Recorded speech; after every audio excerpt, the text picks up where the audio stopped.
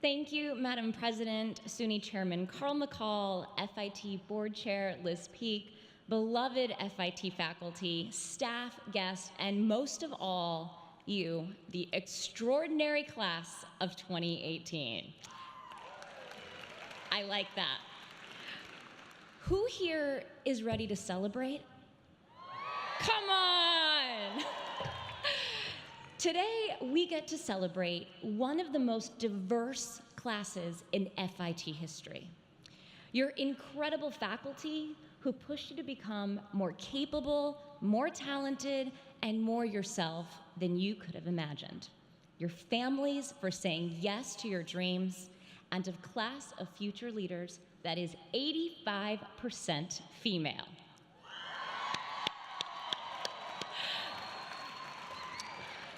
Momentous milestones like commencement are synonymous with celebration.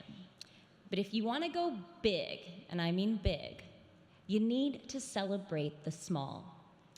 I happened to learn this lesson in the clearance section of a major department store. How fitting for a style expert, right? How I got there is a story that I have never told publicly.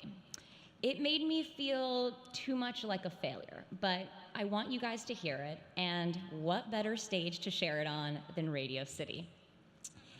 In 2002, I came to New York after college with only two settings, forward and fast forward. Stop and slow down just didn't exist for me. I worked at an ad agency, and one day, I came to work proudly wearing a belt I had made from vintage ribbon on my sewing machine. My office, like FIT, was 85% female, so I left that day with orders for more than a dozen belts. These are incredible, one colleague said when I handed her the finished product. Another coworker who had worked in the fashion industry loved them so much, she suggested I apply to Accessories the Show. I did, and thankfully, I was accepted into a special category for first-time designers. But instead of pausing and celebrating this important first step, I hit forward and dove right into work mode. At the trade show, the belt steadily attracted orders despite my homemade booth, which looked like a cluster of Pinterest fails. So embarrassing. I ended up opening about a dozen orders, and I had a stack of cards this big when the show was over. Back in my apartment, one business card fell out of the stack. It was almost like the universe was willing me to see it. When I flipped it over, I screamed so loud that my roommate ran over, worried that something was horribly wrong with me. She was kind of right. I had been moving so fast at the show that I never took the time to introduce myself to a buyer who could potentially change my life. Oh, the card? Probably wondering what it said. It said Nordstrom. Again, no celebration. Instead, I hit the fast forward button and frantically emailed her to make sure she hadn't given me her card by mistake. She replied with a few additional requests, and 1 week later, I had a purchase order from one of the largest retailers in the country.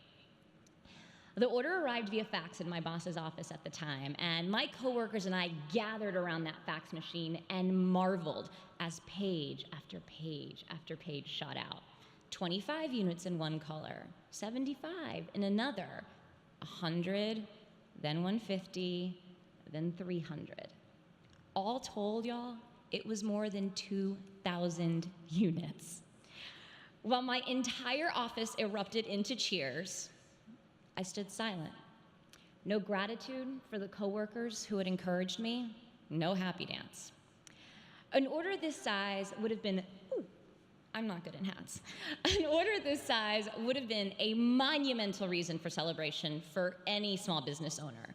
But all I could think about was the next step, my next production run, my next idea, my next. 3 years went by in a flash. I had expanded from belts to handbags and was selling to dozens of stores, in addition to almost every Nordstrom in the country. I went from $7,500 in sales to $500,000 in less than 36 months. Now, despite outward appearances that my company had made it, I was plagued with self-doubt. and I was drunk on speed. I was exhausted from moving so fast, doing everything myself, but I was also completely unwilling to ask for help, which led to costly and often careless mistakes. My friends and family begged me to slow down. They could clearly see that any semblance of that joy I first felt in creating something unique, something personal, the reason I had gotten into this in the first place had vanished. One day, while I was home in Fort Worth, Texas, I visited a local Nordstrom with my mom to see my products on display. We looked and looked for my belts, and I finally found one on the clearance rack for $9. "Why aren't you happy?" my mom said with the proudest smile on her face. "It's hanging in Nordstrom." She said it almost like she was Oprah or something.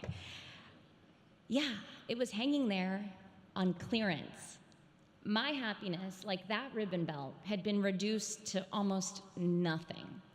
Were all those strained relationships, missed vacations, and sleepless nights worth $9? No. I picked up my ego and walked out of that store knowing that things would never be the same again. Over lunch that day, my mom insisted that I celebrate everything about the last 3 years. My progress, painful failures, including funny ones like my earnest attempts at speaking Chinese, hundreds of paper cuts from personally packaging most of my orders.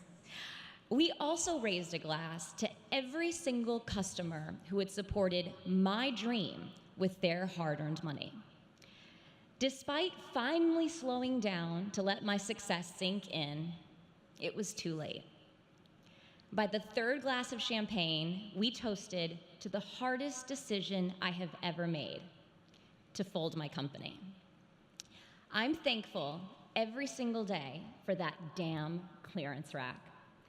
It gave me permission to stop, to honor sacrifices and victories, but more importantly, it gave me renewed energy to try a whole new path.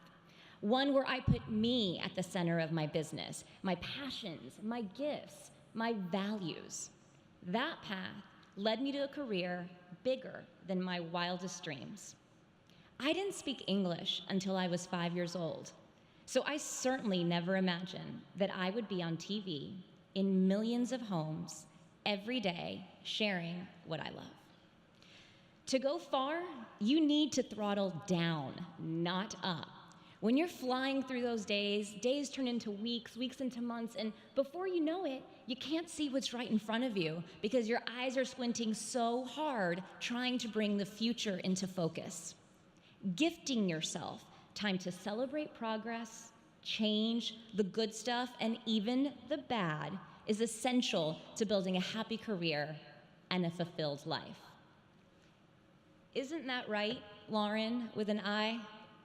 You left your career in the pharmaceutical industry to follow your heart to FIT and fulfill a childhood dream.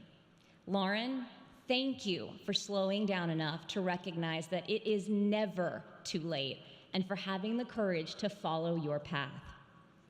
Ashaka, as a little girl in India, you also paused when you came across a fashion show on FTV.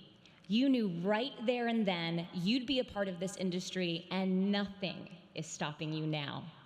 I can't wait to see the impact your enthusiasm and designs have on this world. And then there's Luis, who stopped long enough to completely change his destiny. As a DACA recipient, you defied the odds to be a part of this class.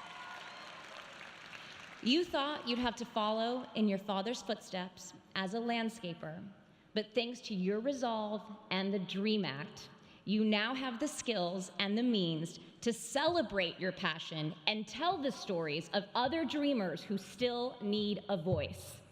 Bien hecho, mi hermano.